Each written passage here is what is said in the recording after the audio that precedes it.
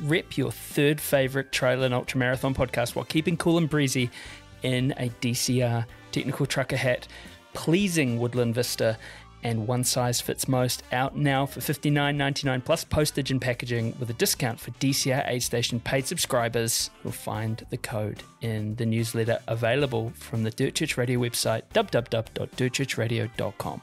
It actually looks pretty good. Yeah, it does look pretty good.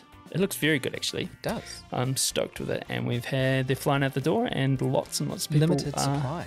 Limited supply. And the people who've bought them love them, so get your mitts on one.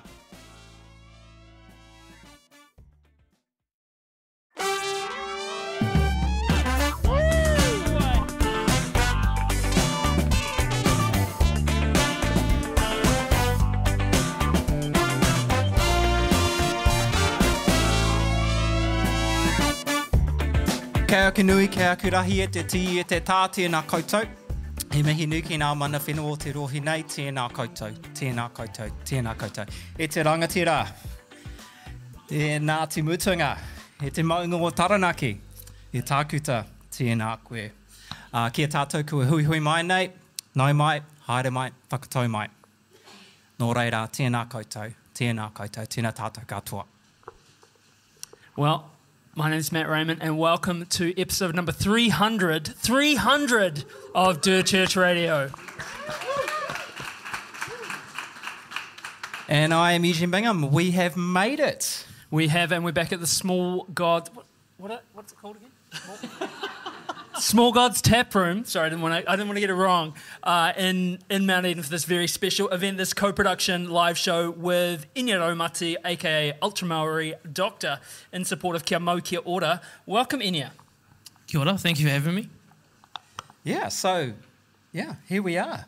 We've been bullied into this, all of us, by amazing work that Vicky does. But so this live show here, we couldn't be here without some amazing and critical supporters, including, of course, Small God's Tap Room, Mānuka Performance, UFOS, which we practiced how to say that beforehand, Curran's, Mānuka Performance, and, of course, Huntaway Runco.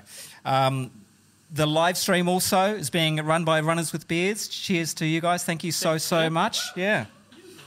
Oh, come on, we can do better than that. Let's give them a... And as I mentioned, we want to give a huge shout out to Vicky Lim, Inia's fiance, who he's probably swearing at in his own head at the moment for putting him into this situation. But an absolute force of nature who basically came up with this idea and then organised the shit out of us. So tēnā koe e hoa. So for you lucky little buggers here in the room, we've got some spot prizes to give away. So we have 6 sets of That's It swag, which is anti-chafe wool, first aid gel and lip balm, 4 Mānuka Performance liquid fuels. And if you look under your seats, benches and tables now, if you have a sticker on it that says yay, you've won the That's It kit. If you have a yum, you've won a Mānuka, and you can go see Vicky at the end of the show. Rigged. Redraw. Yeah, so hang on to those and go and see Vicky after the show. But we've got more. Yeah, we've got more. And I mean, That's It. I will buy That's It stuff off you because it's that good. But we've got some giveaways for the end of the night. So we have 1 times UFOS Jandals slide/clog. And that we will get that at the end. We'll pass who we decide wins. That's a subjective one, isn't it? Oh, no, that's a random draw. Close your eyes and point. Just pull out some We'll popcorn. throw a dart into the crowd. We're going to number the popcorn. Okay. And for best, we've got a question and answer at the end. So everyone likes a competitive question and answer, especially Eugene. He's been talking about it for weeks, answering your questions. So the the best questions get 3 boxes, not pills, of Currans, a Huntaway Runco tee, and a pair of Huntaway Runco shorts separately. So get your thinking caps on. But first, we should crack into it. Inia, tell us first of all, I mean, this year you're on a mission to run 8 self-supported multi-stage races on 8 continents. I think what all of us here want to know is what were you thinking? Like, what possessed you? I mean, I live quite close to you, and I could have saved you probably thousands of kilometres and dollars, and you could have just rung me up and I'd come around and kick you in the nuts 8 times in 1 year. I mean, where did the idea come from? How did you think of it? I'm just getting fucking old, actually, really. So. No. Like, we've been thinking about it for a while, and then it's been something on my radar, wanting to start up a scholarship to give back to some of the young kids and stuff that had a bit of a rough time at school like I did. And I had this idea for years about doing this 8 challenge, and then just never really got off my ass to do it. And then, like you say, for better or worse, I met Vicky, and she just sort of told me to either do it this year or not do it because I'm getting old. And there's nothing better than a bit of harsh reality. So, yeah, you can only do a rundown in Antarctica every 2 years. And with all the Antarctic treaties and stuff that are going on, it's probably not going to be able to run down there for much longer. So it was like, either do it now or don't do it at all. So work was in a good space. You know, I could manage to, scab off work. So, yeah, we hit it and just didn't really think about the cost or anything else at the time until you're sort of already, too deep to get out. Too deep to get out, yeah, sure are. Hell, right. So, I mean, you mentioned kia mau, kia ora, the foundation that you guys have set up, and I'm sure lots of people in the room are familiar with it, but for anyone who's not, just tell us a bit more about it, what it's about and why you've set it up and what you're hoping to achieve. Yeah, so Kia Mau, Kia Ora is basically a sort of a charity that we, like I said, I've been thinking about for quite a long time, and it was more about encouraging kids who are in those last couple of years of school. A lot of us are lucky. We've either got really supportive friends or family, or you've got really supportive teachers and stuff at school. A lot of kids in New Zealand don't have either, and they sort of get written off a little bit. Myself, I was written off by school. I was just lucky to have good parents. And what did that headmaster say to you? So the headmaster, to be fair, I have to be careful now. I just found out that his daughter is getting married to a guy I know. But his it was a bit awkward considering when I was having a leaving interview at school, his advice to me was not to end up in jail.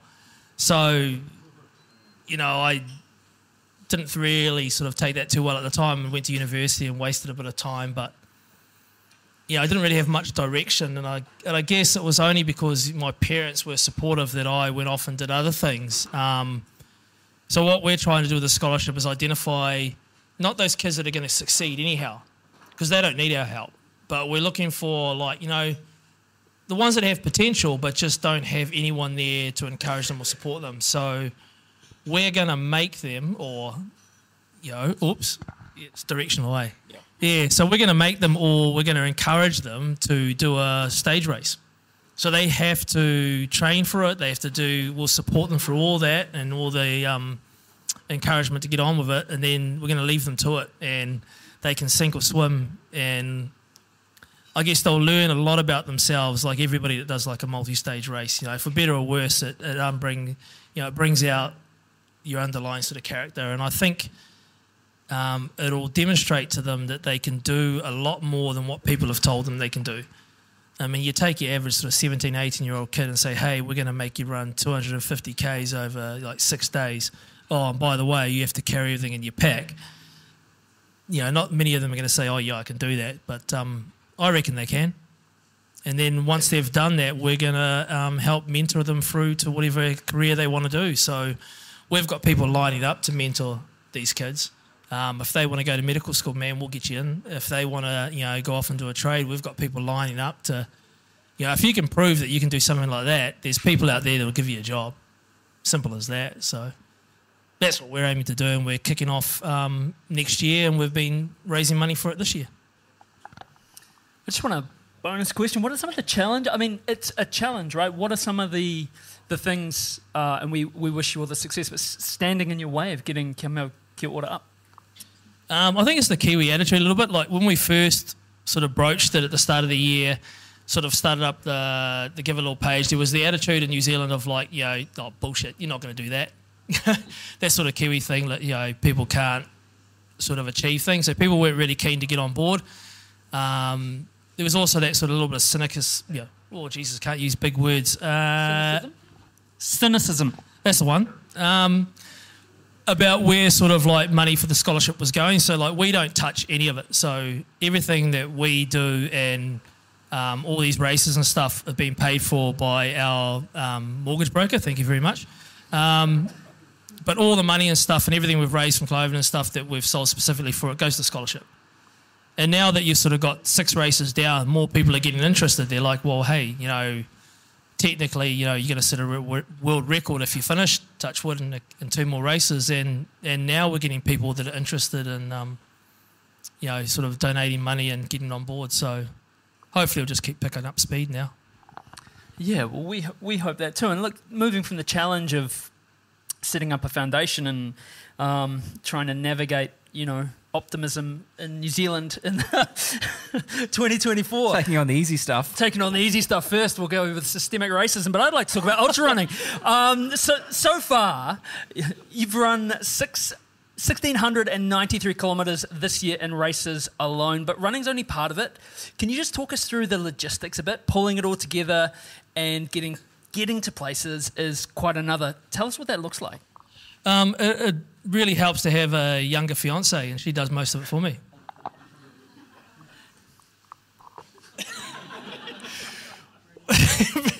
Well, that's the truth of it. You've killed the pacing of this podcast. No, but I mean, there's so many Instagram videos of you lying on your floor with your animals, like dehydrating vegetables into a bag or whatever. Like, what does that? How do you fit that stuff in? What's the planning look like? You're heading to a race. What's your window? It's quite the logistics side of it. Probably is one of the harder things. New Zealand we're at the bottom, and we're bloody really far away from everybody else in the world. Like even the Australia race that's coming up next. To be fair, that shouldn't have been a surprise to you. No, it shouldn't have been a surprise, but it's just like it's really hard for us to get anywhere, and then you usually like 2 to 3 day travel to get anywhere, and then you've got a race, and then a couple of days to get back. So with work, it's just been a nightmare. So the only way I could get leave to do most of the stuff was to swap into really shit shifts at work. So like I typically come and do like night shifts for people, and then come back and do night shifts, and logistically wise, it's pretty awful, really. But that's all part of the fun. Yeah, sure sounds like it. You've had some redonkulous turnarounds in between races. What's the shortest? Yeah, so it started off really well. Like at the start of the year, I did one down south in New Zealand, and I had like 5 weeks to the next one. And then I was just going back through the races, and I was like, why was I so knackered after by number 4? But it went from like 5 weeks to 3 weeks down to 2 weeks at one stage. So, you know, I had a race in Peru and then literally had to turn around, fly back to New Zealand because there's no sort of cheap or direct way to get over to remain. Was it Mongolia? Yeah. So like within 2 weeks, I was racing again in Mongolia. So I think I was back in New Zealand for like 3 or 4 days or something before heading off again. 1 day. Oh, 1 day. There we go. I thought it was 3 or 4 days, so 1 day. So that's when you say between races, that's like you finish the race, you've got to get from wherever you are in the middle of nowhere in Peru to the airport to fly back to New Zealand for 1 day and then hop back on a plane to get back to wherever you're going in Mongolia, which doesn't sound like a direct flight. Yeah, no, exactly right. And that was the cheapest way of doing it. Like literally it was cheaper to come all the way back to New Zealand than try to find your way over to Mongolia. I was going to make no, I'm not. I'm not going to do it. 300 shows, it's worked. The frontal lobe's kicked in. But look, tell us about, I was going to make a joke like what's Grima Ulaanbaatar or like Blenheim Airport, but you know, I don't think, does Blenheim have an airport? I think you just did. Yeah, I did. There we go. You'd be disappointed if I didn't. But look, you've come prepared for a bit of a show and tell. You've got your pack here. Can you just talk us through what you carry with you? Because this is the thing, isn't it?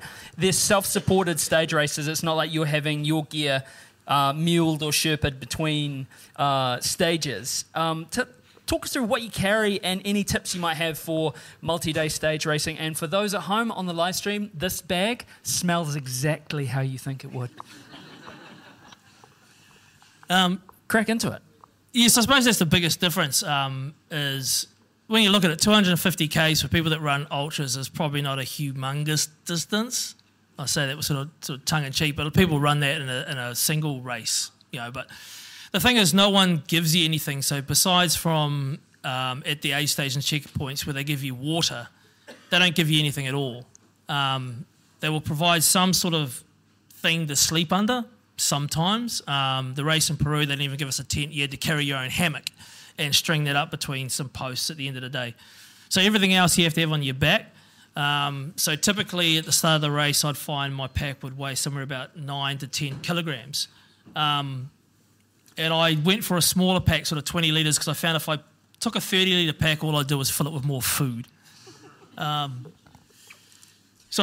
on, food's important and useful, especially if you're carrying all your food, you know, between stages. So what sort of food are you cracking into? Well, I've got a sample day of what I sort of eat in here in a plastic bag, and I can give that to somebody if they want to. Just don't give it to the dog. But so literally, you'd have a couple of dehydrated meals, good old cheap 2-minute noodles, cup of soups, other sort of electrolyte drinks and snacks, and that would be there what you'd eat in a day. And you'd carry, you know, 6.5 of those. So that doesn't look like a lot. It's quite a bit of calories. I always carried the 2-minute noodles because sometimes, like with the heat and the rough conditions of that, you really can't stomach food, so you got to have a backup. So I found that, like, even 2-minute noodles, not food. Yeah, so even with like really good sort of like New Zealand sort of meals, like dehydrated meals and stuff like that, real meals, sometimes you just can't stomach anything. But I found that no matter how sick you are, you can still like drink a miso soup and eat 2-minute noodles. So one race, I literally sort of gave away or got rid of most of my food and just lived on 2-minute noodles for a week. Is it like, you know, like boarding school where you're trading food with people? Well, you're sort of not really... Some races are really strict, so some races won't let you trade food. Some races people don't really know, but because because food's a huge thing, because like calories equals weight. So like you could eat like a king and race really fast with energy, but then you'd be carrying it, and it's obviously weight, and that slows you down. So you got to get that right balance. So the people that are really fast, like the elite runners, will carry less food and just travel really lightly because they're not out there as long.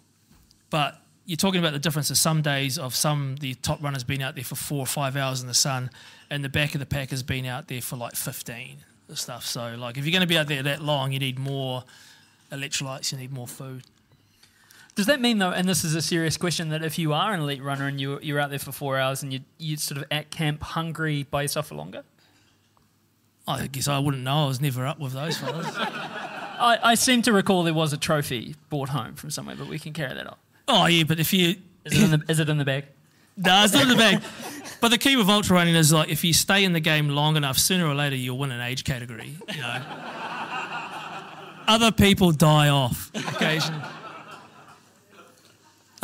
So then the rest of the stuff was just what you expect. Like, I took minimal of everything, like one set of clothes that you run in, no spare undies, no spare pants, nothing. I'd take one extra pair of socks just in case you blow out a pair. And then all the rest of it is like your sleeping bag, your sleeping mat, eating utensils, whatever compulsory crap they want you to take. Every race wants you to take a compass. What's the use of a compass if you haven't got a map or know where you are? Because you don't know where you are. So I don't really understand that. I've raised that a lot, but they still want me to carry a compass so I can be happy when I'm lost. I'm pointing north in Mongolia. Exactly. It's like, you're going north, great. You're in the great Mongolian plains. You could go north, south, east or west for like, 400 or 500 Ks. You still wouldn't come across civilization. And the only other big tip I have is like I keep a specialised poop bag on the outside of my pack, which is awesome. Colour-coded, so you don't use it for anything else, because that's a really big thing. Toilet paper in it and hand sanitizer. And no doubt we'll talk about pooping at some stage. We've actually got several questions. Oh, several questions? Yeah. Several questions. That's a special breakout episode. Goes for 4 hours. What's Sorry, can I just clarify, was that full or empty? It's still got some toilet paper in it, yeah. So what's the one thing that you, if you had to do it all again, or you're heading into your next races, have you refined it as you've gone along? Is there anything that one thing that you've taken along that you wish you hadn't, probably the compass, and one thing that you hadn't taken that you wish you had? You do sort of get down packed to what suits you. You get kit down to what suits you. The one big mistake once I made was not taking a sleeping mat, and that was a fucking horrible idea, because then you couldn't sleep, literally. You were cold and you're up all night. And it was me trying to save weight, and that was just a really dumb idea. The other really good thing that I've learnt to carry, besides from the toilet paper, is Imodium and some other drugs at times. Just to really, yeah. Most people, if they're going to pull out of an ultra, it'll be either problems with their feet or problems with their bowels. And that's the reality of the race, blisters or bowels. You got to, what's Mongolian for pyramid? You don't want to have to find out, right? So, and if only you had some durable running kit as well. Nudge, nudge, wink, wink. Vicky is, giving stabbing eyes towards us. What, in terms of my kit? Oh, this stuff. Yeah. No, well, that was half of the thing this year as well. I was like, we designed our own running kit, because I got sick of shit that broke. So I've been wearing the same pair of shorts. I won't pass those around for the whole 6 races so far.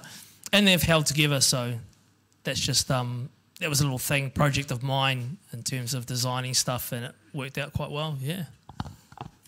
Let's go through some of the races. You started out at Southern Lakes Ultra, and you had a bit of a curveball thrown at you at the start, didn't you, or during that race? Yeah, Southern Lakes was quite cool. Really nice race. And it was a bit of a piss take to do it, 8 continents, because New Zealand's a continent now, which is awesome. So we did that, and I was going into it thinking quite lightly of it and just take it as the first easy race of the year. But I got, on the last day, I was just really struggling, feeling quite rough. I wanted to put the hammer down to try to jump up in the play scene and stuff. And then next thing I know, at the prize giving that night, I got really sick and ended up at home, and I'd caught COVID during the race. So, and even I know you're not supposed to exercise when you've got COVID, but it's only 30 odd Ks to go, so bugger it. But that really set me back, so I only had 5 weeks till my next race, and I never recovered, and I was really crook at the start of the next one over in Africa, of all places, which was, the heat there was getting up into the high 40s and stuff. So, they were thinking of cancelling the race, and here I was recovering from COVID and still sweating, just getting off the bus, let alone into the 40-plus heat. So. I mean, and this is the thing, isn't it? It's basically you're assaulting every bodily system that you have all the time on an almost monthly basis, running in some huge extremes. I mean, apart from Africa, what was the most difficult conditions that you've coped with, and how did you cope?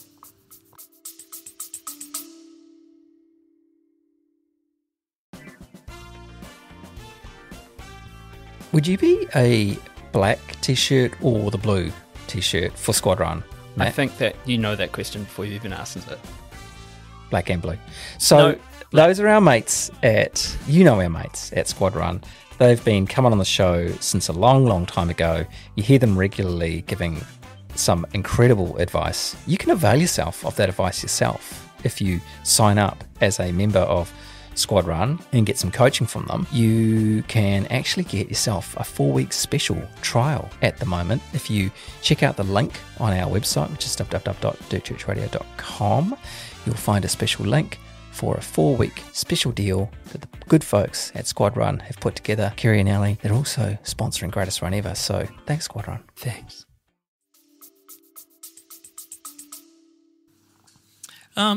You cope by just telling your brain to shut up. I've sort of developed that over the time. Like you say, all your body hurts and you're just assaulting everything, and it's just a matter of how much you want to finish in the end. I just really ignore stuff. Hello, Foxy. And just tell my brain that, your body can do it. It's done it before, so just ignore it a little bit. And, there's always dialysis to fix your kidneys afterwards. But Peru was pretty rough. just because you were sleeping in hammocks, you know, people were hopping out of their hammocks, they'd tip their shoes out and the snake would come out and stuff like that. And you're in the jungle and that, but I actually, with the humidity, found it actually quite nice. So, I don't know, I still say Africa with the heat was the worst of them all until I sort of got to Grand, which we finished about 3 weeks ago. That was pretty rough. What was rough about that? Because the cheeky buggers made it 275 k's instead of 250 for a start.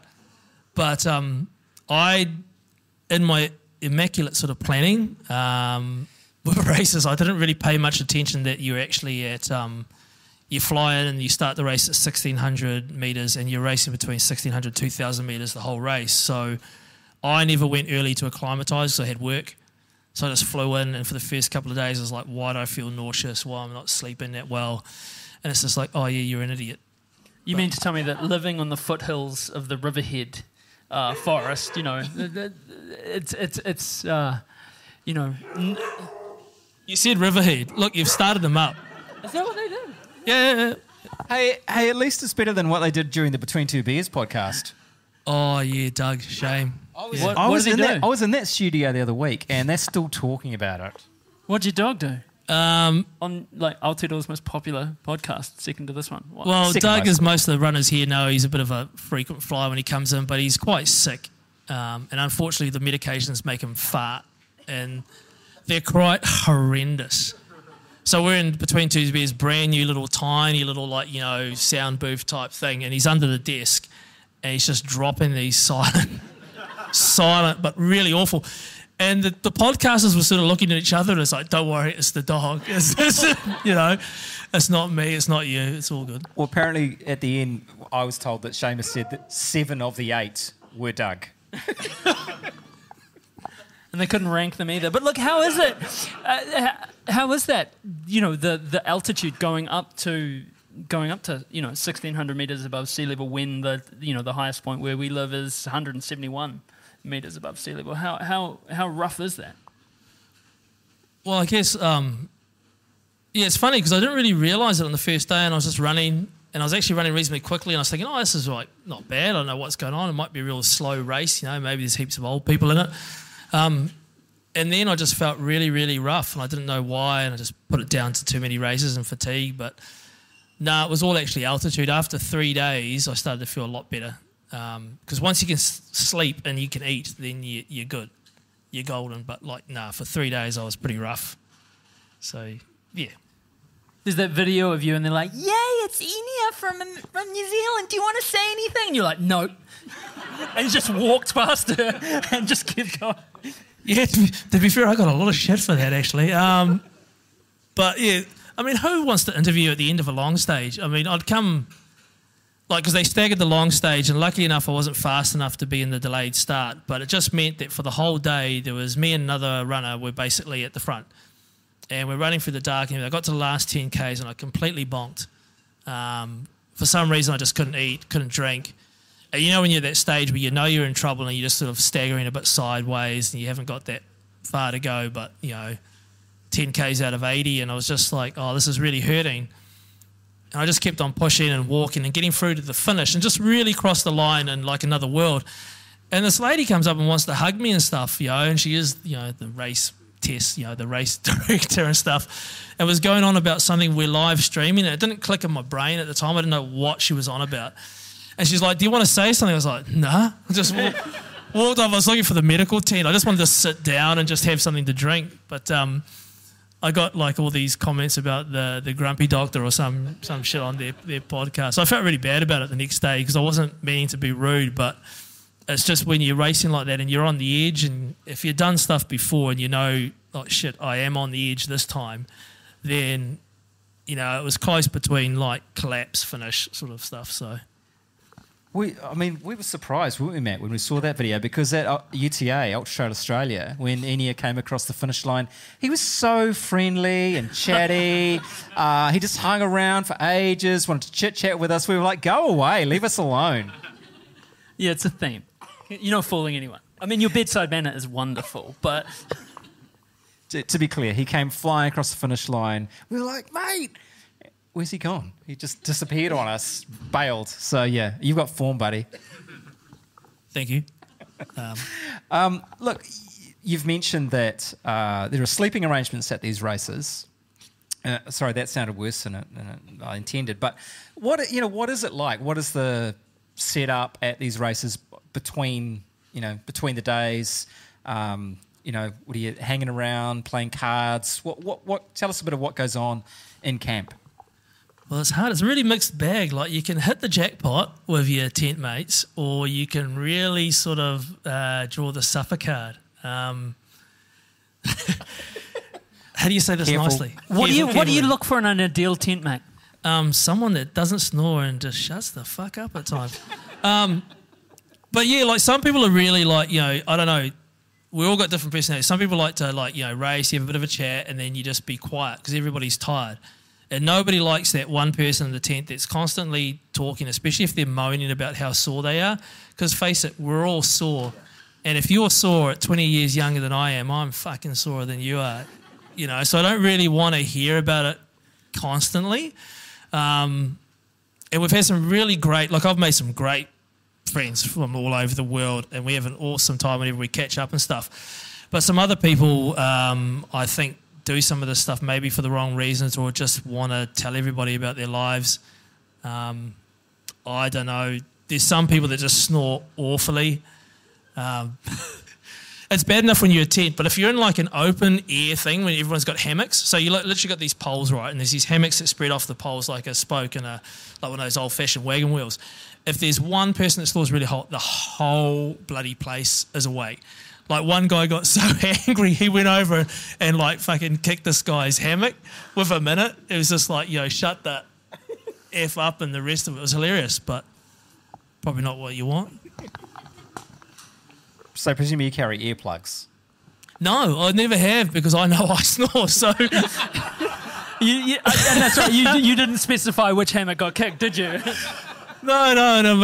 As long as I'm snoring out the top end, you're lucky. Because you put about 4 or 5 days of dehydrated food in there, and it's coming out the other as well. So, well, speaking about food, how is it?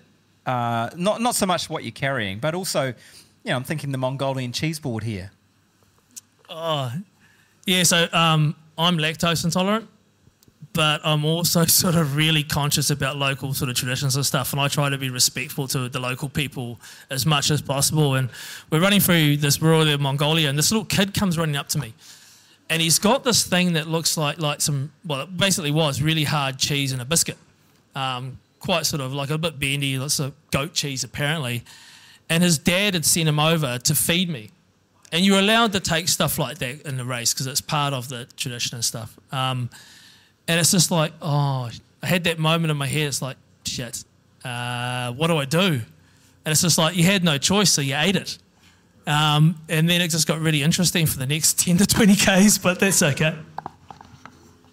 I feel like I've got the short straw here. I mean, you did the majority of the work on the outline, but this brings me to the next point. And, I mean, you touched on it before with this guy. And I'll hold that because this is... It's also on your shirt. Yeah, it is on your shirt. It's one of the 4 pillars of running, isn't it, I guess? Or 4 pillars of life, which brings us to the next point. I mean, you're quite open about the ablution situation, be it an emergency evacuation or a planned scenario. And we've recently had an episode where we discussed, when the donkey is kicking down the door. But what are your hot tips to ensure efficient, discreet resolution of these kind of issues? Dr. Raumati. Well, I do find it hilarious. There's a lot of people that do these they run for different things. They do these social media stuff, and they these pretty pictures of them stuff doing anything, and nobody wants to discuss the brutal truth of pooping without shitting in your pants. And that's really what it comes down to, because if you've only carried 1 pair of pants and 1 pair of liners, you do not want to poop in them. I've seen people Especially on day one. I've seen people do it on the bus. I've seen a lady in an ultra who decided to wear all white, which is never a good idea. But literally, some of the toilets and stuff on races are horrendous. They can range from porta potties in New Zealand, because I guess health and standards, conditions, to in Mongolia and stuff. They literally just dig a trench in the ground, and they put a plank of wood, if you're lucky, either side, and you stand on that and you do your dump. How thick's the plank? Oh, just like these. Just like these on either side, and there'll be like a bit of a sack curtain that will come up to about like, waist height. So when you stand up in the morning, it's like, hey, bro, how you doing? Oh, I'm having a good shit, yeah. And you want to get in early because obviously the trench starts to fill up. We know how that works. As the day goes on. But the key I've found is, because being old, I struggle to squat down, is to take your pants completely off. And and hang them up on the side. Like, so people will see your pants hanging on the side, they know that one's occupied. But it's also, there's no chance then of you dropping a bit of splashback down the back of your pants. So you go full Donald Duck? Yeah, full, yeah. Do you ever go full George Costanza and take your shirt off as well? I've never heard that one. No, I don't go full George Costanza, no. Next question, Eugene Bingham. Yeah, let's move along. Now, we love a good wild animal story at DCR. Always have, always will, Matt, I assume. So, look, you've had some good encounters. You've got a couple of good doggos at home. But in Romania, you came across a pack of not-so-friendly doggos. Can you tell us that story? Yeah, I think actually that's... I don't worry about stuff or get, too freaked out too easily, but I think I was literally a hair breadth about getting mauled. Looking back at it, and like it was a pretty sort of borderline situation. So we'd learnt that when your hair bells on cows and stuff, typically there's a farmer somewhere and there'll be dogs. So they leave those big dogs out there to protect them, and you just want to stay away, because these things are used to fighting bears and stuff, so they're not going to think twice about you. So I heard these bells and I was like running off, and a couple of dogs came over, and I'm used to dogs. I was like, yeah, it's all good, fellas, take it easy, because they're just barking at me stuff. And I just let them follow me for a bit. I was just heading down, and next thing, about 8 of their mates showed up, and I was like, oh, shit. And they got really aggro. When the lead one showed up, I was in trouble. So I sort of was backing up towards a tree. I sort of had like my racing poles out in front, and these guys were nipping at me, and I was reaching for the bear spray, like the mace that they give you at the start of the race. And then there was this dude running down the hill, and he was still quite a fair way away, this farmer, with an axe in his hand, yelling in God knows what language. And the dogs weren't listening to him, and I was yelling at him, going like, mate, I'm going to like mace your dogs. I literally thought, like, if that lead one if one of them had got you and you'd gone down, she would have been all over. And I think that's the closest I've ever come to like having a serious incident in an ultra. And even after mentioning it to the race directors, like they went and hunted down this guy and had a chat to him about his dogs and stuff like that. But it was just part of the, I suppose, the risk over in rural Romania and that. I mean, the rest of the race was great, but yeah, that was a pretty hairy situation, that one. Yeah, sounds pretty terrifying. What other animals have you come across? Did you actually see any bears? Have you seen any other things like snakes and stuff? No, I almost got mistaken for a bear. I was having a poop, as you do, and I was off the trail, so I ran fast. We've moved past that question. Well, I sort of put a bit of space on some people that were running with me because I wanted to go off because I really needed to go into the bush. And then, you're making so much racket at times you're coming through. You can see people reaching for their spray, and they give you fireworks to throw to make a thing. And so I'm yelling out, it's like, not a bear, it's just me, don't have to. But, I've seen some snakes in Peru. Most of them were dead because the guys would go through first in the morning and sort of like cut the heads off the ones that were leaning over the track, which is always good to see. Tarantulas and grand to grand, dead snakes again. I was really gutted I never saw like a live rattlesnake. Or a live bear. Some other runners, a bear ran between them, but between their groups, but I wasn't fortunate enough, no. I bet you didn't see a mountain lion. No, I don't think anyone does until... You never do. Yeah. They see you though. It's not just the running, and this is the part. You could say, oh well, this guy's kind of gadding off around the world, but you touched on it before. I mean, you're working. You work full time, and there's a lot to cope with. You're also, you're coming back and going to work, literally, aren't you? And you're doing night shifts. And for anyone who doesn't know what your job is, you're an emergency medic at Auckland Hospital. How's that going? Seems pretty chill at the moment. Yeah. No. Oh, it's just, yeah, it is what it is. It's pretty rough work at the moment. It's been pretty rough ever since COVID, I think. The healthcare system, everybody knows the healthcare system's in the shit at the moment. Even if politicians don't want to admit it, the whole thing's broken down. So, and emergency medicine's just really not very quite fashionable, and it's always understaffed. So, you come back and you're just used to getting hammered at work with workload and stuff, and it doesn't help when you come off the plane or whatever and you go straight into your shift, but that's just the way it is. Stopping. I'm 50 now, so I'm quitting night shifts at the end of this year. So finally, I've done enough. So it'll be good for the old body. But what do you call it? I mean, it's funny. Do you ever look at like corporate workspaces where someone goes out and does an ultra and they come back and their colleagues have decorated their desk and they've got Ferrero Rocher and Inia, you are loved and appreciated, and you get back to work and they're like, yeah, you've got the prolapsed anus in room 4. I mean, is it like that? Are they supportive? Do they care? I don't think work in terms of management really cared, but the more... Careful. But I guess the more that the scholarship's given a bit of momentum and their words getting out, they're sort of becoming a bit more supportive, which is good. The nurses and the other staff and the ED, the healthcare assistants, all of these other people, and they love it. I guess they appreciate when you come into work and you're sort of limping around a bit. They know you've been up to something good, and they help you out a lot when you're sort of like, hey, Doc, can you come see this person over in this room? It's like, nah, that room's too far away. I'll go see the next one. But, no, they love it. Are you ever, tempted to, there's a patient and maybe they haven't got the worst condition. You're like, mate, I've just been flying across the world, suffering, being attacked by dogs, having tarantulas nipping at my heels. Harden up. Yeah, actually... the official answer, in case there is anyone from the District Health Board here, is no, I never do that. The unofficial answer is when you see stuff, I don't know what people are thinking sometimes, actually, when they show up, but like when you see people that have showed up because they've stubbed their toenail or someone's got sunburn.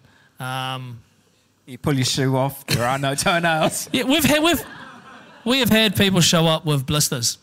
And I've been really tempted to go out there and take my socks off and say, that's not a fucking blister. This is a...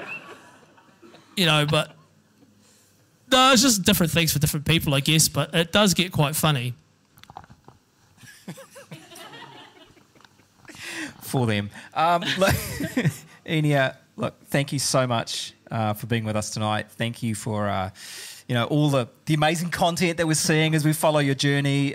You've sort of taken us on the trip with you, as it were, and we've really enjoyed the ride. We've really enjoyed having you along tonight. You're off to Western Australia in 2 weeks, I believe.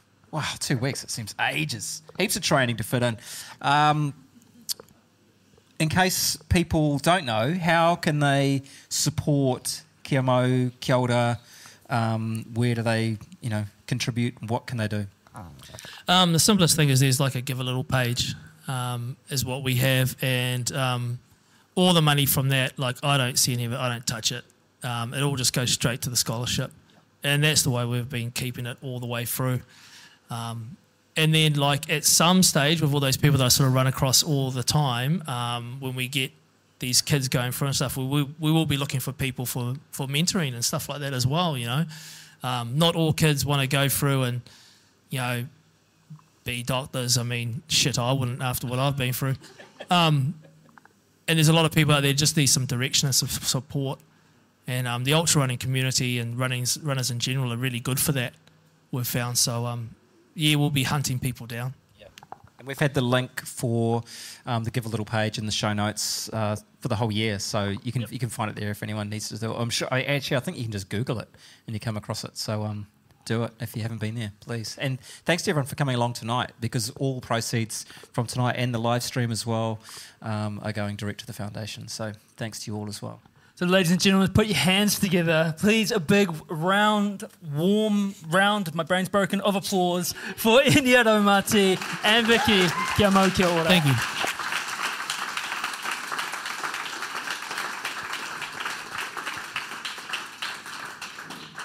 Now we come to the part of the show. Your tormentor's over. Oh, you go? Yeah, you hop down. I don't have to answer any questions or anything? Nah, you don't. Sweet. I thought it was going to be like... But you're going to be on a hot mic, so don't cuss us out when you get it. Well, we will have questions from the floor front, so you might have to come back. Yeah, okay. Yeah. Cool. Yeah, we'll get you back. Okay. Okay, you can take your pack, though. Take my beer. Take your beer. Do you want a snack? Yeah, I do. But has anyone got any boiling water? Those 2-minute noodles look really good. They do. Hey, what flavour, by the way? That's one thing I didn't ask. Is it you going like Dirty Maggi? Are you going... Right. Basic Dirty Maggi, 2-minute noodles from supermarket. Chicken. Yeah. Dirty Maggi. All right. No chickens were harmed in the making of these. No. Yeah. Right. We come to the part of the show where we turn the mic onto our mate, the legend, the brains and 99% of the brawn behind Dirt Church Radio, Eugene Bingham, for a last chat before you stride off into the sunset. So please put your hands together for Eugene.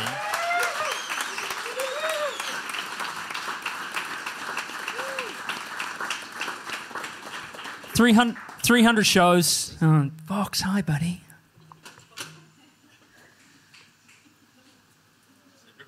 It's Riverhead, Forest, running. That was coincidence. 300 shows. We've known each other for a very, very long time. And in this time, I know that you'd rather have your teeth pulled than answer questions or draw attention to yourself. But you've kind of brought this on yourself, so you're just going to have to suffer for a little bit longer. And as in our 100th show, when I ambushed you with Sean Collins, I'd like to invite Andrew McDowell up from behind the wall of technology there to hold your arms while I get the pliers. We've actually got pliers. We've got 2 sets. Thanks, Tom, for those pliers. It saved us. This means I get the snacks. Yeah. All right. Is that Open it up. Is this one day? That's one day. Let's have a look. One day. So six times that, eh? Yeah. Days. Yeah, okay. That's a lot to carry, eh? Andrew's looking like I could do it in 2 hours.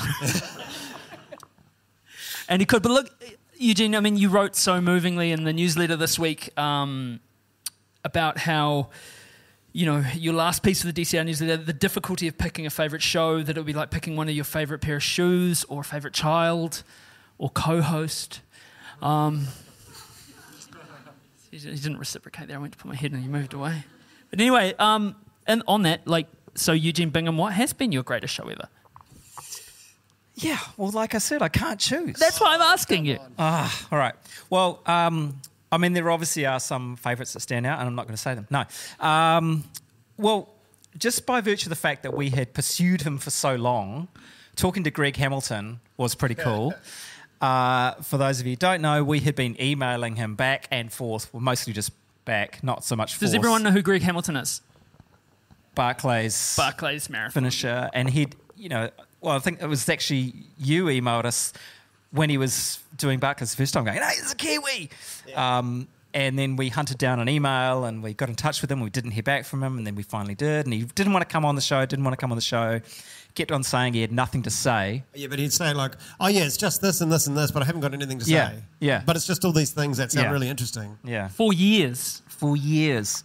So when we actually finally got to talk to him this year, that was pretty cool. And South for Islanders, someone man. who'd been so reluctant to talk to us, he wouldn't shut up. In fact, we stopped recording and he went, is that it? And we went, yeah. And he went, oh, you could ask me some more if you want. We went, okay. We turned it back on, didn't we? He did leave his camera off the whole time, though. He did. And then Matt Bixley emailed us afterwards and says, you know that he bullshitted you the whole time, don't you? But, you know. Don't care. Yeah. We got him. So that was pretty cool. I enjoyed that. But I've really enjoyed, you know, so many of the shows, genuinely. I will say there's one chat that I really, really enjoyed with someone who went really deep discussing a race and actually ended up saying more than they were allowed to. And so we haven't been able to broadcast it. That was one of my favourite chats. And so I'm sorry. Can I just clarify now for the podcast, like, if, you know, and we are still in email communication with this person. Please. It's a really good chat. And and you're no longer, it's 302 or 303. Can we use it? Of course. All right, cool. Yeah, I wanted to be like the yeah. time traveler's wife. Yeah, when you'd absolutely. Left, but I still Yeah, saw. if I might pop up. So no, that was good because it was an example of a chat where, and we had another couple. Yeah, we had a lot of them, but it was, we actually get the chance to really dig deep into, how somebody approached a race or their life story and get them to open up. Is this recent? Yeah. Yeah. You can't say. No guessing. No For legal guessing. reasons, yeah, I'd have to smash over the head with this empty beer can. No, that was fun. Anyway, next question. There's been a lot Are of... we done now? No, we're not done. We're not even begun to get done. There's been a lot of highlights for you at Dirt Church Radio over the last 6 years. Too many highlights. Has it? Yeah. Too many highlights to me. I'm about to list them. No, what has been... what's the most unexpected thing that you've taken from 6 years at Dirt Church Radio? Being called Matt so many times? Like at races and people are going, go Matt! Yeah, I've got Eugene a few times Thanks. too. Yeah.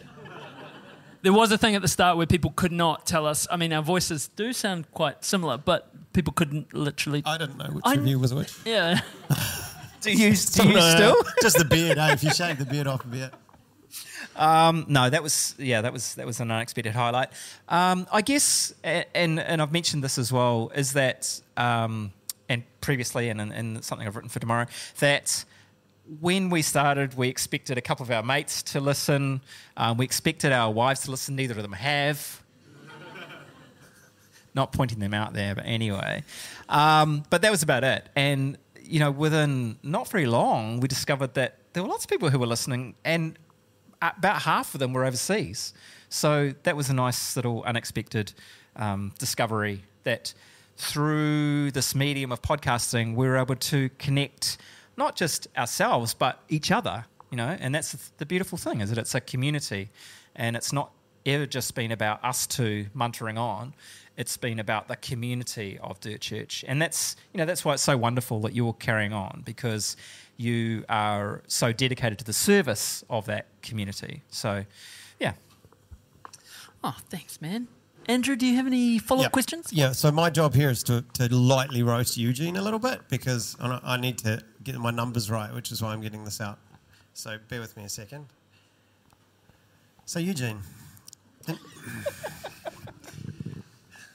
in 2012, you ran a disgustingly fast 50k race called the Riverhead Adventures. I said Riverhead again, no dog. Okay. You ran it in a time of 3 hours and 49 minutes and 4 seconds.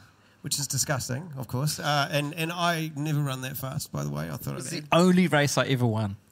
Yeah, that's what this DUV statistic page also pointed out. But no, but 11 months later, you ran your first 100k at Tarawera. And it took you over 14 hours. So the obvious question is, what the hell happened? Yeah. Did you have to go back for your seam steel jacket at the pub? What happened?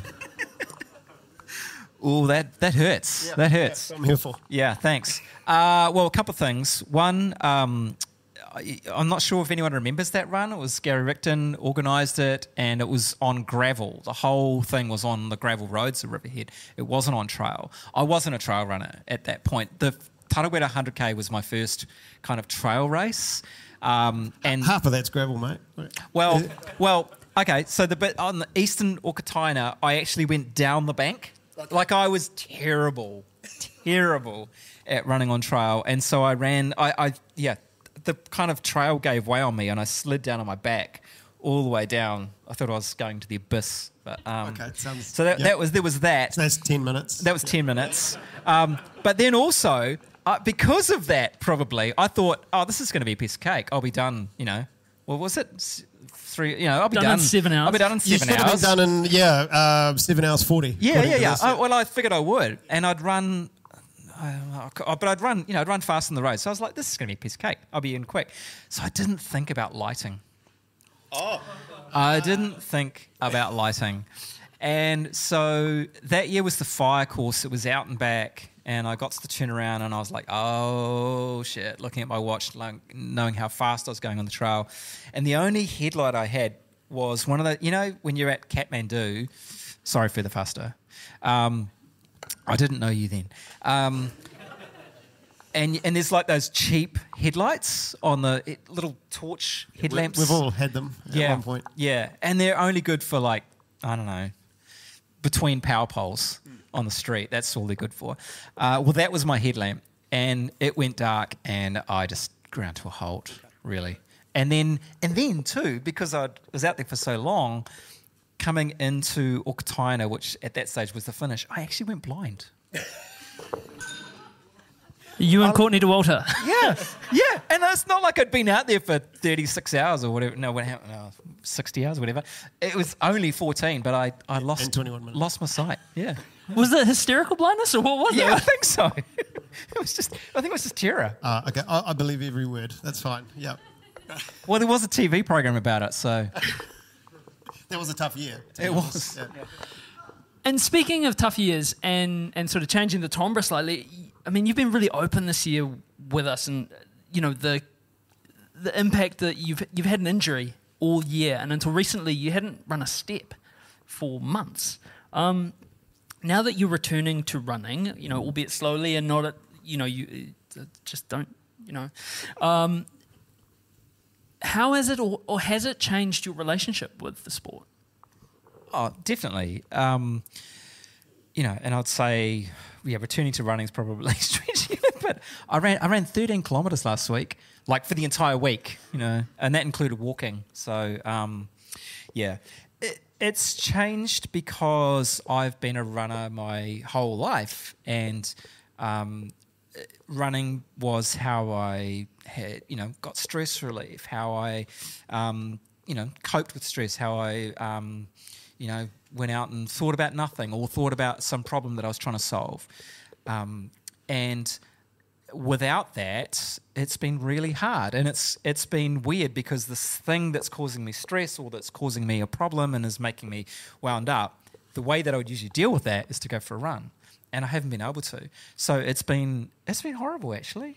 Yeah, it's sucked. And, you know, I've been open with you. It's part of the reason that I'm stepping away from Dirt Church. It's just, for the last few months, it's been really hard. It's been really messing with my head. And, you know, it was part of the reason I just had to make a call, as tough as it was and as heartbreaking as it was, and it still is. It's hard. And for those, I mean, so I'm on this process of trying to get back to running. I won't be running as much as I was, ever. And I've had to accept that. I'm trying to find where I will be able to, you know, what's going to be comfortable that I can run, and whether I'm comfortable with that. And it's still, you know, it's still hard. Because I guess there's that expectation, isn't it? Or it's almost us willing or coping with our kind of, you know, grief or frustration that you're losing a mate, you can't go running, that the second you start on that path to recovery, you know, that first 1 minute on, which, I mean, you almost need It sucked. You need I was talking with Minnie about it earlier. It's like, you know, he made the very, very good point that usually that first minute of running, it always sucks, you know? And if you're doing 1 minute on, all you're getting is like, it sucked the whole time. Sisyphus over here, just roll that boulder up the hill. You almost need, like, I'd like to propose like an injured runner flag, you know, because it's also like, people like, oh, what's that guy? I'll be doing it in the dark, don't worry. Full camo. With a bit of torch. No, I don't. No torch. Well, yeah, look, I mean, gosh, thanks for it. It's the thing, isn't it? Do you ever get the sense that it will? I mean, I guess it's like an astronaut, right? It comes back, but it's never the same. Yeah, for sure. Well, except it's not going to come back. It will come back, but it won't be the same. Yeah, it won't be the same. It won't be anywhere the same. And it's just something I have to deal with. Are you going to miss standing on the finish line of the likes of Tarawera for 20 hours straight, welcoming people home? Is that, how fond are those memories? Wrong answers only. Wrong answers. Yes. Look, I actually always found that super awkward. It's just I really enjoyed the camaraderie that we would have, that Martin and Ellie and you know, sort of bouncing off the other commentators and people coming in and stuff. But I always got super anxious seeing people coming across thinking I'm going to screw up their name and ruin their race day. And so I just get super stressed, actually, doing that. How long do you get from like the thing they cross? No, hardly anything. Like a second or 5 seconds? And at Tarawera this year, wasn't it? There broke. was no iPad. So you were having to read bibs. And here comes Jane. Hello, Jane. Yeah. Yeah, and you're dealing with, and I think that's the thing that people don't understand about commentary is you're dealing with a multitude of different surnames, you're dealing with a multitude of different nationalities. I know that in Australia, we got as punished by the suburbs that people were running in that they came from. They were the worst. Yeah, versus this, and then the Eastern European diaspora. Going over and you'd sort of start like, because you don't want to screw it up because it's a big day for people. Just got to go up at the end of every Engadine, and you'll be right to Toowoomba. Now you tell me. Yeah. So I've also stepped away from that, which I got to say, released a lot of stress. You can crew me this year, which will be super stressful. Oh yeah, right? that'll be super stressful. So I'm going to be a hot mess. Yeah. But I really did enjoy. What I enjoyed was just seeing lots of familiar faces and catching up with people, and which wasn't actually part of my that's not what I was supposed to be doing. But I enjoyed that aspect of it, so I will miss that. But I guess I can just go hang out at the finish line. You didn't look that excited to see me at 5:20 in the morning on the Sunday morning. I remember that was a very tired Eugene, wasn't it? Oh really? Yeah. Oh, that was it. We meant my best. Yeah. Maybe it was me. I think it was you. Yeah. No, you weren't at your best. No. Actually, those 5:20 in the morning are not too bad because there's only like 1 or 2 runners coming in. So you got time to go, is that Andrew? Is that Andrew? Hobbling along, swearing. No, it can't be Andrew. Look at him. It's Andrew. Okay. Yeah. He should have been finished hours ago. Surely he's finished. Hang on, I'm checking them. Oh, my God. We get one, right? We've been hanging out with this dude for like years and years, and that's the one that we found, that we've known you, so we're going to dine out on that. Yeah, please do. Yeah. There are actually plenty more, but yeah.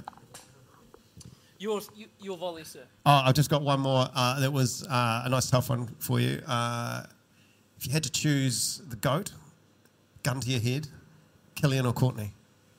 Courtney? Oh, okay. No hesitation whatsoever. Okay. I thought that would be harder, personally.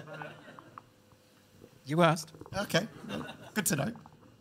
Look, it's been an open secret amongst DCR listeners that in our 6-year relationship making podcast, you've strayed with other podcasts.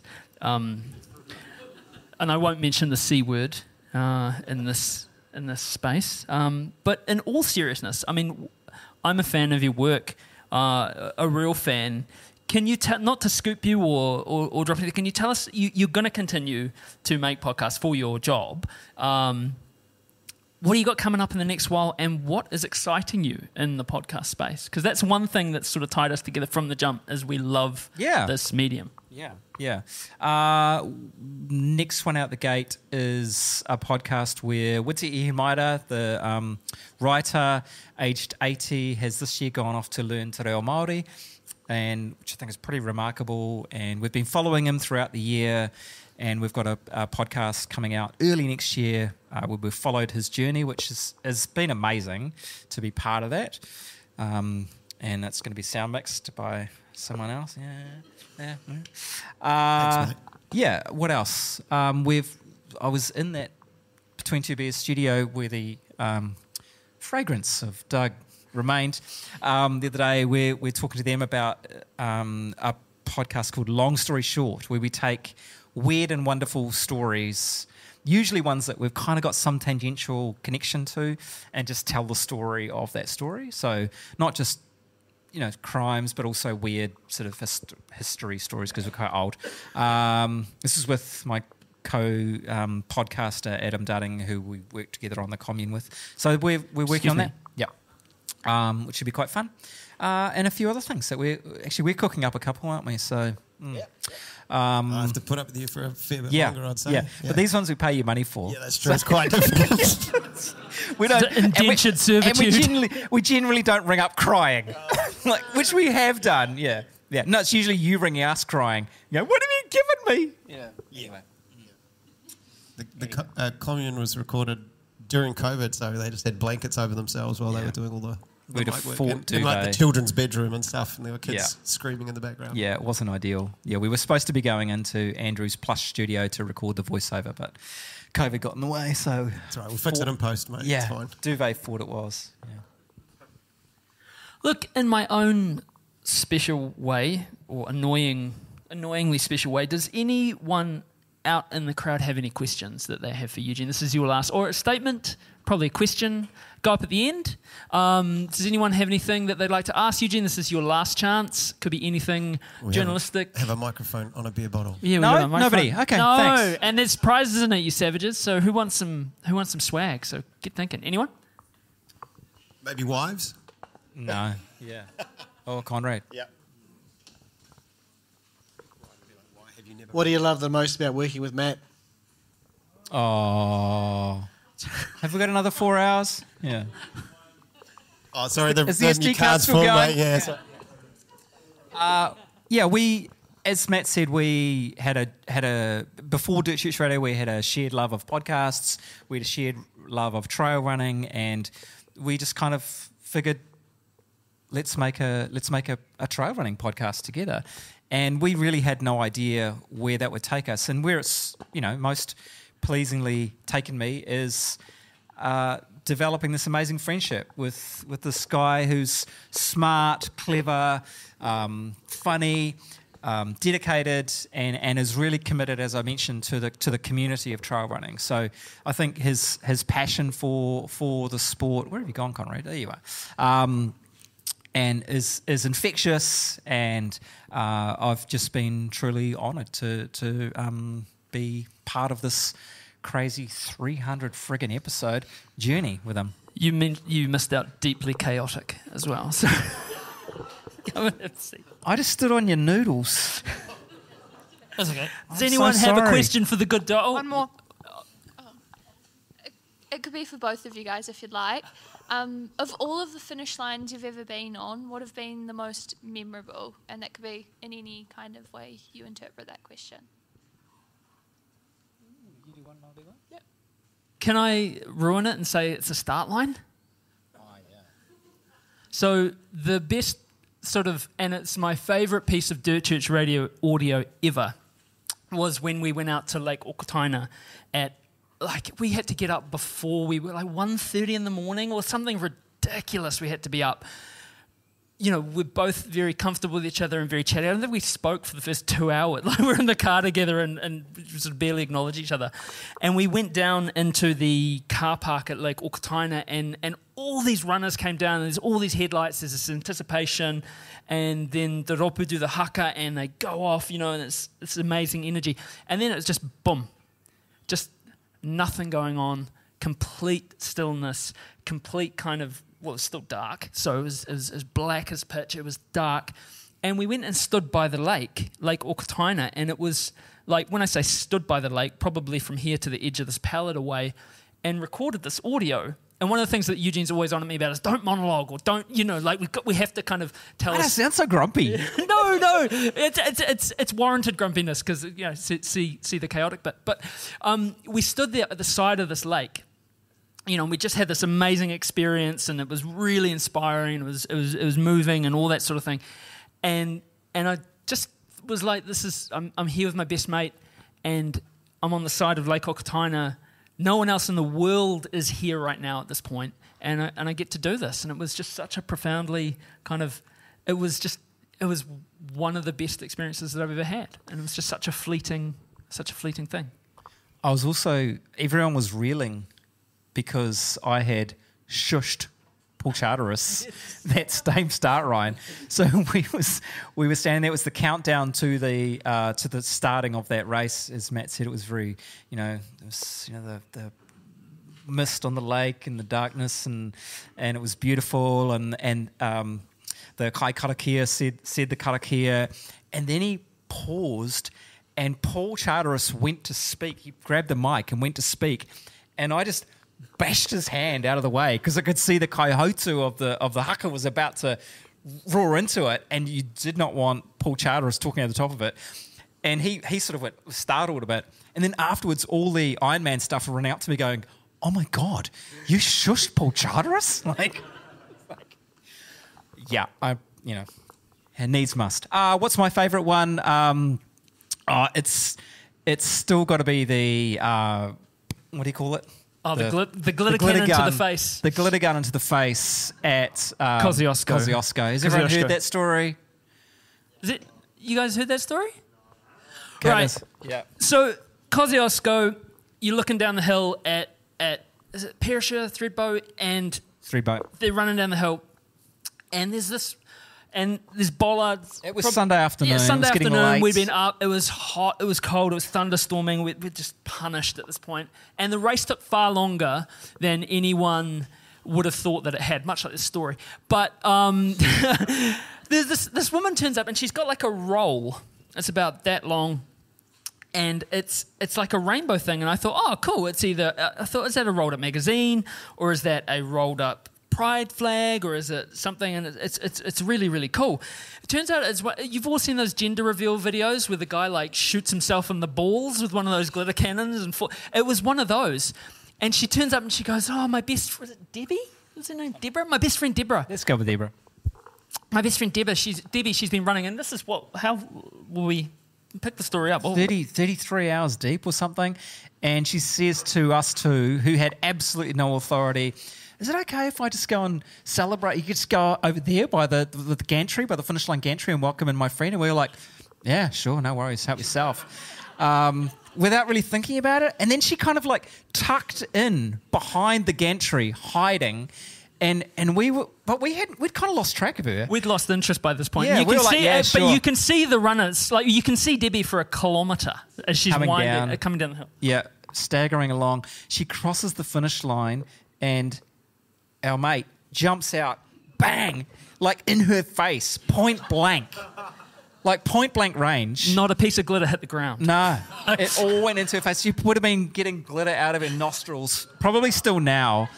It was horrific, and she dropped to the ground.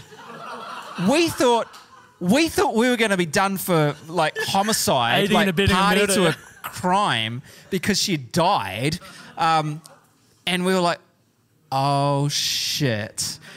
All the Iron Man staff are going like, how did she get there? What's going? And we're going, we don't know. Don't know. We're from New Zealand. We don't know. Don't look at us. Luckily, Debbie got up and laughed, and it was okay. And so we were allowed to leave the country, and we're never allowed to go back. But that was particularly memorable. But also, and I'm not going to name names, but there's a couple of people in this room who we've been privileged, absolutely filling our hearts, well, you included, to be there at the finish line as they have crossed the line, and for some of them it just meant an enormous amount, and you could see that, and to be able to be there and to share that with your mates, with maybe with people you only know through the podcast, or you know what it's like when you form those friendships on the trails that have depth and meaning, and so that's been a huge privilege. Answer your question.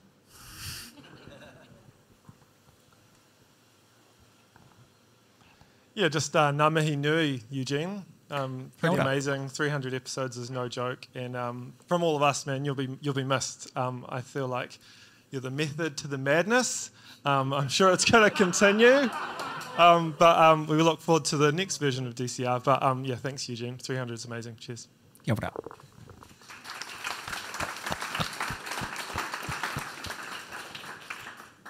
Thanks for the wisdom. I thought I had a great question about what flavour of 2-minute noodles was the go-to, but Matt ripped that away from me, and I've been scrambling to find another question. But all I can really ask is, for someone who's about to embark on his first 100-mile race soon, how do I not shit myself? Because I'm terrified that's going to happen. That's my biggest fear. What else can I do? 2-minute noodles. That's a fair question, actually. The longer you go, the further your chances of you will shit yourself. My only advice is, like, even when I go at Riverhead and other stuff, like, I always carry toilet paper. I always have some toilet paper in the back pocket. I don't care. I have bombed a sock so many times, or like a buff or whatever else, or lost stuff on the trail, but I always carry toilet paper now. And yeah, on multi-day stuff, I take Imodium. It's not good for you, so preferably not. But yeah, good shitting, and hopefully, embrace it and just remember, take your shorts and your liners and that completely off. I know it's a hassle. And your shirt. I know it's a hassle, like putting it off your shoes and everything else like that, but and hanging it on a branch or whatever. But trust me, the consequences of not doing it are really good. Oh, the other one is the people that who won some of the That's It stuff. That is great. A tip for that is like, not only is it good for like, stopping like chafing in your nether regions, but if you at the start of the race slip some of it down your butt crack as well, if you do shit yourself, it'll come out pretty clean. Too much? Nah.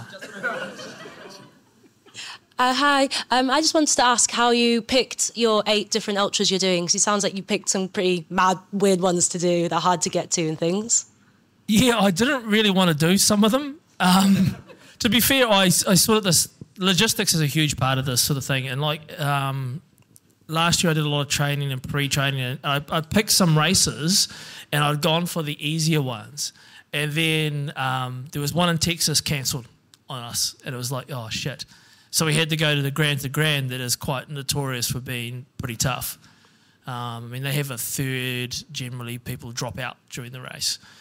And then that meant that the only other race I could do to fit in South America was the Jungle Ultra in Peru, and there's no way in hell I wanted to do that, but that was the only one that would fit.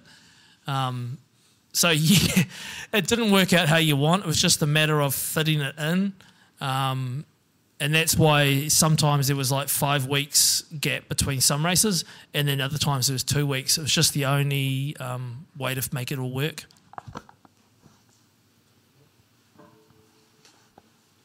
Yeah, trouble. So, Inia, if we fast forward to point in the future where Kia Mau Kia Ora begins and you have your first intake of recipients and you've got a person in front of you who finally who signs up, and then they figure out what a stage race is, and perhaps they lack the confidence, the self-confidence, the self-esteem to maybe even tackle it. What are you going to tell them to flick that switch in their head to give it a go? Well, that's why the whole scholarship sort of takes a year before they do it. Like we're looking at, and forgive my brain for being old, I still think in forms, like 6th form, 7th form, but I think it's year 12, 13 now. Is it? Yeah, Look at me, I'm old. I'm older than you. I was looking at people that would hopefully have like kids and stuff, like they could tell me. Year 12 over there. Year 12, okay. So what we're looking at is like picking up the kids in year 12. And it's about like helping them throughout the whole year. So as part of that, we help them with their training, with their running, but we'll mentor them on whatever they need help with, other social sides of things, schooling, whatever. So the fact that when they in their final year do the race, it doesn't come as a total shock. I think with most people, and people here will probably know, the first time you ever do an ultra is the hardest. And it doesn't really matter if it's like 50, 100 Ks, 100 miles. The first time you go out there is the hardest because it's the unknown. And I think with these kids, it's going to be the great unknown that's going to hurt them. But really, I mean, shit, an 18-year-old these days has got a hell of a lot more chance of finishing than my 50-year-old body. You know, it's just all upstairs. And that's what we're going to try and, mentally prepare them for. And in the end, if they don't finish, they still learn a lot. I mean, we place so much emphasis these days on finishing or succeeding, but if you don't finish something like this, you can't tell me you haven't learnt something about yourself. I mean, we can't always win when we go out. Like I've mentioned to these guys before and other times I've had a chat that I would literally love to show up to an ultra one day that just kicks my ass and I fail and I DNF. And touch wood, it hasn't happened yet, and I don't want it to happen this year, please. But I'd really love that because that would probably teach me more than the ultras I've done so far where I've finished. Yeah. So, yeah, they won't be thrown in the... No, sorry, scratch that. We will throw them in the deep end, but we will prepare them for that deep end. And that's the important thing, isn't it, is that, and you've mentioned it before as well, that we are capable, all of us, everyone in this room and everyone who's going to be part of this are capable of so much more than you think. Yeah, I've always thought, like, if you can run a K And you think about it, if you can run a K, no problems, no injuries, whatever, you can do 10K. That's a fair enough. Like most people think about that, that's fair enough. It's a multiple of 10. So if you think you can go out and run 10K, you can run 100. I'm not saying you're going to enjoy it, but you can do it. It's only a multiple of 10, you know, and it's just the only thing that's going to stop you is your brain.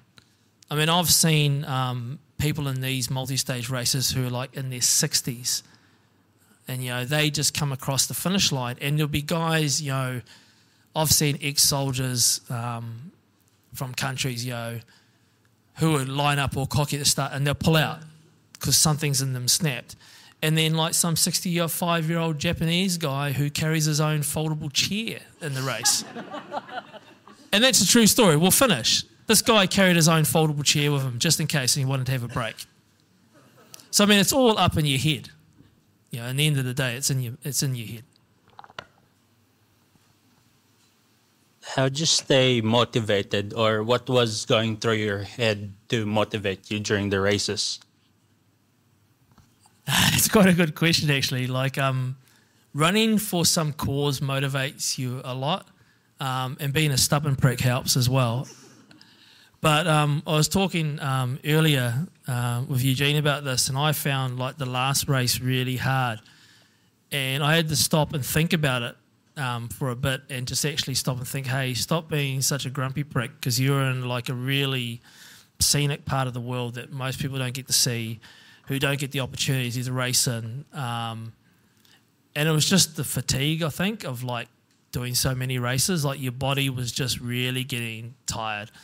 But at the end of the day, the motivation for doing it is like, one, I'm a stubborn prick. And the other one was that you're running for a decent cause. And I think that makes a difference. My first ever ultra I did was, it wasn't called UTA at the time. It was like North Face in Australia. And I ran it for charity for the Christchurch earthquake fundraising. And it was my dad, who's passed away now, who signed me up for it and told everybody I was doing it for charity before I even knew I was. So good on him, but that's the way he was. But that, when you sort of got past that sort of 42 Ks and you've never gone further before in your life, that was the thing that keeps you going, because you're doing it for something more than just yourself. So I guess, you know, you're not just letting yourself down if you fail, you're letting other people down, and that sort of motivates you quite a lot. I saw on your Instagram recently that you bring back a gift from every country that you visit. What's the best thing you've ever brought back?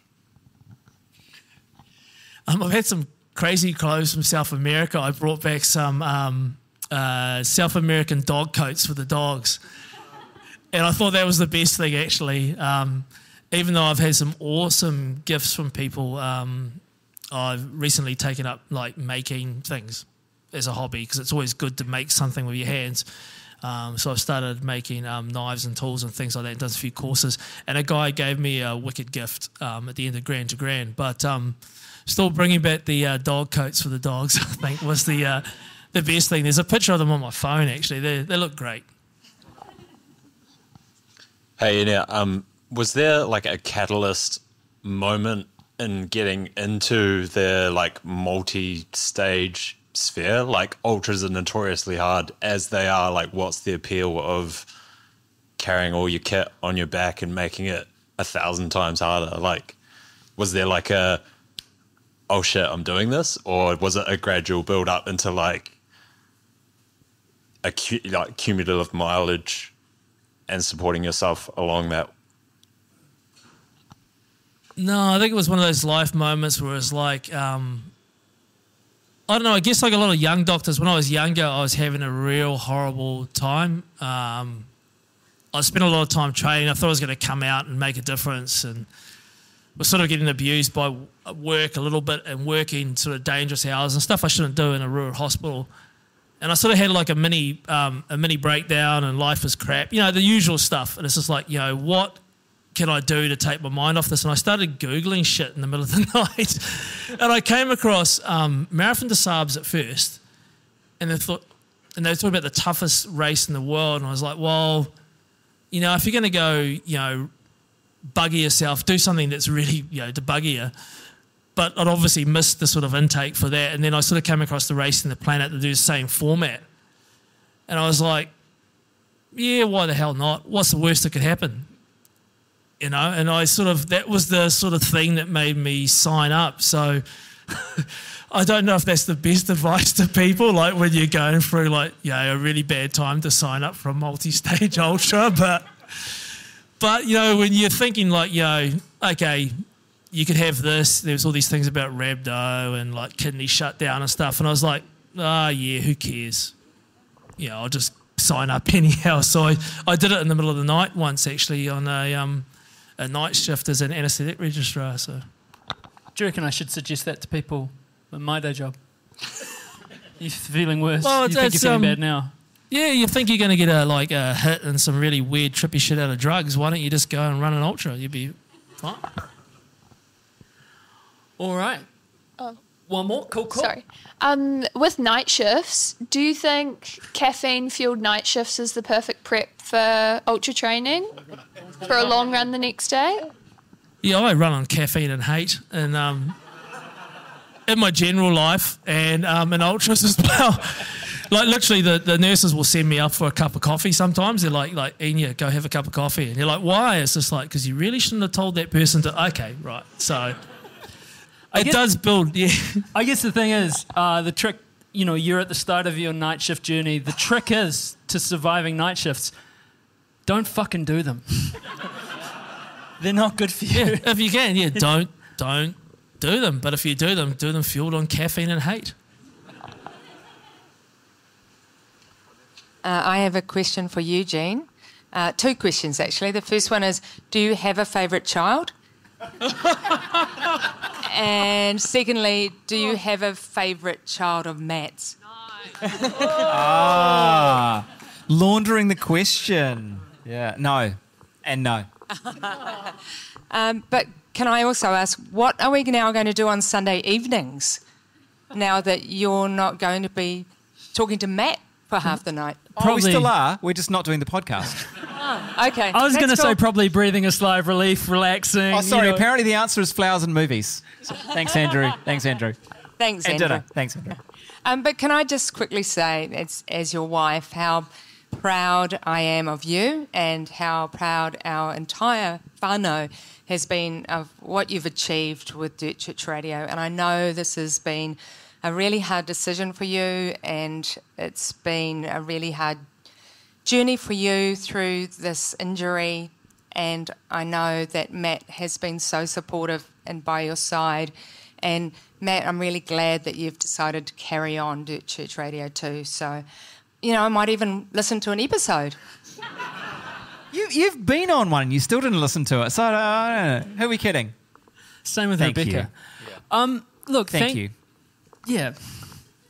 It's going to be an awkward car ride home.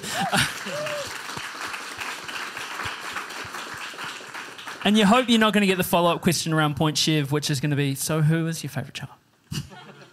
Caitlin, with respect to your question, I'd like a do-over, if I may. My favourite finish line of all time with Eugene Bingham wasn't something that we were commentating. It was a race that we'd both set out to complete, and it was a race that we were both very excited about. It was at the very start of Dirt Church Radio, and it became Dirt Church Radio episode 20, and that was the second year we went down to Kepler. Oh, yeah. To do the 60K. And a lot of things happened that year. It was one of the first times I met Harry Kidby, dear and great friend. And he proposed. Not to me. Not to us. If you're interested, it would have been a hard yes, by the way. But, who proposed the next day, and that was wonderful. But I seriously came a cropper coming down Irisburn, and I remember I hit my foot on a root. And we've told the story a million times, but it's worth remembering that it's something that we both come back to quite regularly. And I remember being in the air long enough to remember being in the air and thinking, I'm going to really hurt myself when I hit the ground. I was expecting I was going to lose some teeth, I was going to get a head injury, whatever. And I slammed into all these rocks and sort of skid, jumped up like a cut cat and then just took off. And Harry was with me, and I think I bet you down the mountain by 10 minutes or something like that. It was ridiculous, and it was just adrenaline. Like I said, I'm a terrible trail runner.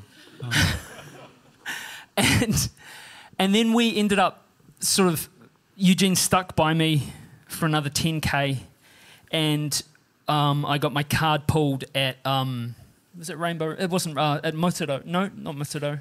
Was it Rainbow Ridge? No, that's the last one. Anyway. Sorry. Yeah. The one before the Bluffs, and the aides, they're like, nah, you're done, son. Like, you are done. And we're going to give you a helicopter ride back to the control gates. And I was like, oh, shame. And then I ended up getting a helicopter, and then there was a dude next to me with a broken ankle. And I was like, shame, because I just hurt jacked my leg up, but it wasn't broken. It was just very, very sore, whole. And we hopped in the helicopter, and they took me to Invercargill, and they flew past the control gates, and I just sort of sat there with my head down, and the paramedic actually handed me the iPad and said, can you fill out this guy's details? I went, no. And she went, bit weird, okay. And it wasn't until we got to Invercargill that they realised that I was a patient too, and they're like, well, what are you doing in this helicopter? It was partway through the trip that I realised that I had the car keys. But I didn't have my cell phone, which was in the car, which was at the control gates. So get to Invercargill Hospital, panicking, knowing that Eugene is going to finish the race and Eugene is going to come and get me. And I don't know how he's going to do that, but he is going to come and get me. And that's just the kind of... Anyone who knows Eugene, that's the kind of guy he is. He would literally give you the shirt off his back. And that sounds really cliche, but that's true, and it's been proven over and over again. So I get to Invercargill Hospital, and I say, I'd like to discharge against medical advice, please. They say, absolutely, sir, you can do that. I say to Hannibal Hayes, I'd like to get back in your helicopter, and could you fly me back to the start? He's like, absolutely, we can do that. Let's go. Jump in the helicopter, fly back to... Hannibal Hayes. Sir Hannibal Hayes, sorry. Fly back to the start line, basically get dropped off at Hannibal Hayes' house. It's got a helipad in it. Get in the car with the paramedic. She drives me back to the start line, and 10 minutes later, Eugene Bingham comes running across the finish line. And he did two things that I've only seen him do. One, he burst into tears, which I've never seen him do before, and an amazing hug. But the best thing was Eugene had a group of people that he had picked up along the way. He had a group of people who were having... Probably you were having a day of it, Harry, it's fair to say. He had people who were injured. He had people who were trying to make a goal. And one of the things that you don't know about Eugene is his pacing is exceptional. He's got like a dial in the back of his neck. He just set a pace and just run forever. And that's really what stands out in me, all our relationships, is just that's what the type of human being you are. You collect people, you sweep people up into your orbit, and you sweep good people up into your orbit because you're wonderful and you're caring and you're brave and you're strong. You're an inspiration. You're an inspiration to me, and you have been for the last 6 years. You're an inspiration to many people in this community and many people internationally, and you are the method to my madness. It's not all madness. There's a bit of method in there too. But yeah, Eugene, I just wanted to say thank you, and not to, kind of munter on too long, but please, everyone, give this man a round of applause.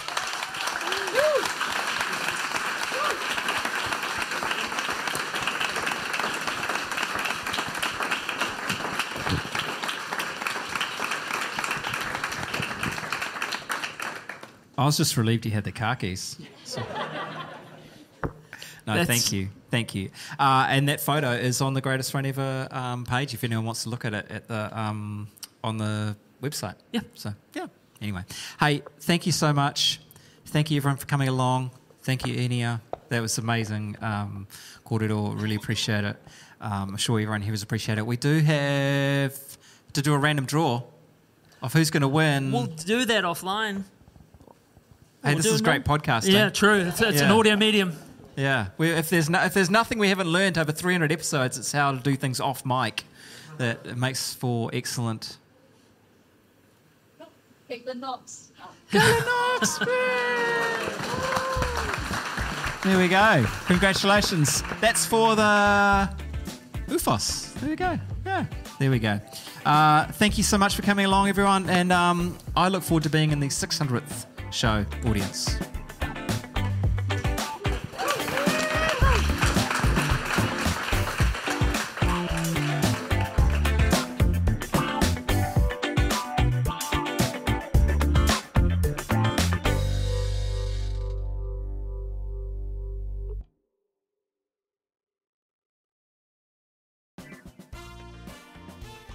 If you want to get the DCR hit that you love ad-free and get it every single Wednesday, there's a way to do that.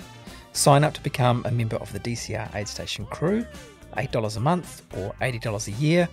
Paid subscribers get full access to the newsletter featuring recommendations, reviews, and the special sauce. Special sauce is quite cool, isn't it, Matt? Maybe I've been drinking from the special sauce bottle a bit much lately, but really enjoy putting together the content, really love bringing it out to the people, and the people really love it too. So yeah, get involved, support Dirt Church Radio. We've been cracking on for 6 years now, and we really love bringing this to you. So help us help you to help us help you, helping us. You can find a link on the website, which is www.dirtchurchradio.com.